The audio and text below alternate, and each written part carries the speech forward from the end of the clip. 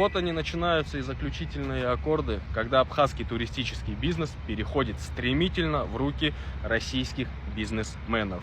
Да, был один момент, когда Министерство Абхазии по туризму отстояло свое право и не допустило русских гидов на территорию Абхазии. Почему не допустило? Потому что сегодня абхазский туризм – это одна из главных направляющих, чтобы не остаться голодному.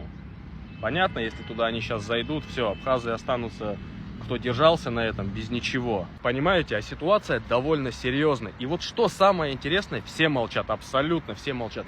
Люди молчат, народ молчит, руководство Абхазии, так называемое, молчит. Вот это больше всего сегодня убивает. Куда делось вот это ваше настроение? Почему вы не отстаиваете свои права? Бывший министр по абхазскому туризму Теймураз Хижба поддержал абхазских экскурсоводов в том, что да, в Абхазию русских этих гидов запускать нельзя.